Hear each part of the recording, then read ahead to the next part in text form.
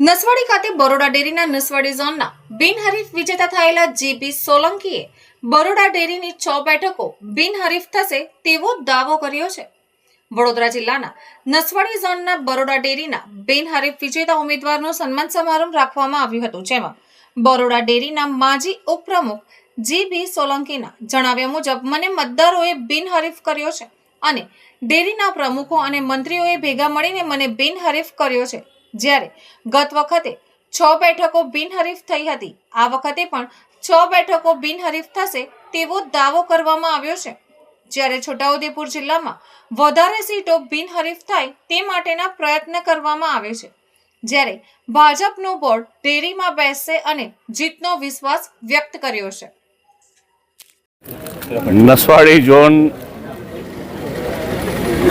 ને મને બિનહરીફ કર્યો એ તમે બરાબર સાચું કહો છો।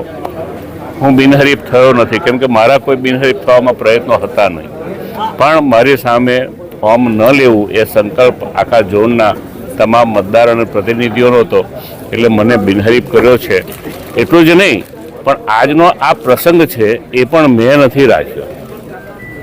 તમામ મંડળીઓના પ્રતિનિધિઓએ ગઈકાલે જ્યારે એક જ મારું ફોર્મ રહ્યું ત્યારે બરોડા આવવા માટેની જીદ કરી, તો 200, 250, 300 માણસ વડોદરા આવે એના બદલે હું નસવાડી આવી જાઉં એમ કરીને આજનો કાર્યક્રમ પણ આપણા ઝોનની મંડળીઓ મારફતે ગોઠવાયો છે। લગભગ 6 સીટ બિનહરીફ થશે। બોર્ડ ભારતીય જનતા પાર્ટીનું બનશે।